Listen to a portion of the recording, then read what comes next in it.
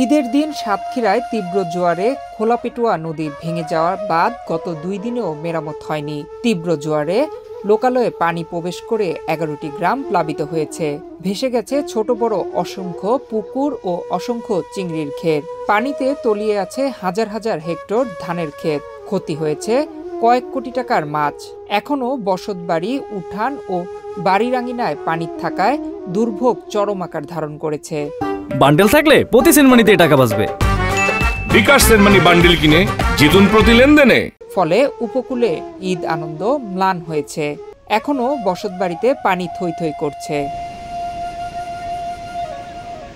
31 March সোমবার সকাল 9টার দিকে আশাশুনি উপজেলার পানি উন্নয়ন বোর্ড 2-এর আওতাধীন 7/2 পোন্ডারের বিছট গ্রামের আব্দুর রহিম সর্দারের ঘেরের বাসার কাছ থেকে প্রায় 200 ফুট এলাকা জুড়ে তীব্র জোয়ারে খোলাপেটুয়া নদীর বেড়িবাঁধ হঠাৎ করে খোলাপেটুয়া নদী গর্ভে বিলীন হয়ে যায়। হু হু করে লোকালয়ে পানি প্রবেশ করে। এতে মুহূর্তের মধ্যে আনুলিয়া ইউনিয়নের বিছট, বল্লভপুর, আনুলিয়া, নোয়াখালী, চেটুয়া ও কাকবসিয়া সহ 11 গ্রাম প্লাবিত হয়। ঈদের দিন দুপুরে এলাকাবাসী বাঁধ মেরামতের চেষ্টা করলে তীব্র জোয়ারের কারণে তা ব্যর্থ হয়। তবে গত 2 দিনে এলাকাবাসী ও পানি উন্নয়ন বোর্ডের লোকজন জিও ব্যাগ, মাটি ও বালি ভরে বাঁধটি পুনরায় রিং বাঁধ দিয়ে মেরামতের চেষ্টা করে। কিন্তু সকাল ও বিকেলে জোয়ার ভাটার কারণে বাঁধটি মেরামত করতে ব্যর্থ হয়।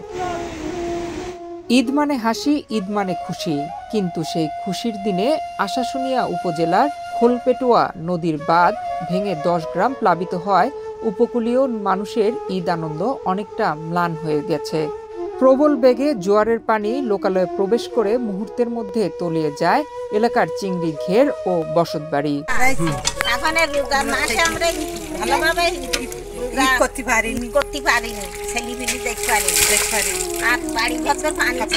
এবং আজকে রাত্রে যদি এই বাঁধ আজকে বা কালকের ভিতরে যদি বাঁধ দেওয়া সম্ভব না হয় তাহলে খাতড়া, বড়ডাল, আনুলিয়া 3টি ইউনিয়ন পানির বানে ভেসে যাবে।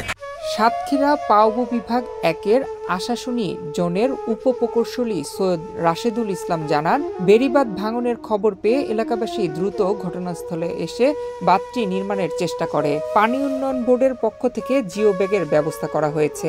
বিষয়টি ঊর্ধ্বতন কর্তৃপক্ষকে জানানো হয়েছে। উন্নয়ন বোর্ডের পক্ষ থেকে গতদিন থেকে আমরা এখানে অ্যাক্টিভ কাজ করার জন্য যথেষ্ট কাজ করতেছি। এখন বর্তমানে যেটা করা হচ্ছে, আমাদের এই কান্ট্রি সাইড দিয়ে আমরা একটা রিং ব্যাগ তৈরি করার জন্য স্থানীয় জনগণের সাথে কিছু লেবার করে এটা ডেভেলপ করা হচ্ছে রিংবাঁধ। আর একটু দূরে দেখতে পাচ্ছেন আপনারা আমাদের বলগেট চলে আসছে, বালু সংগ্রহ করা চলতেছে।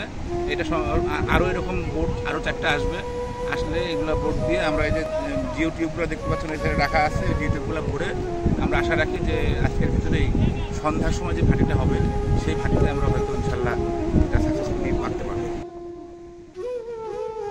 নয়ন বিশ্বাস, বাংলাদেশ প্রতিদিন।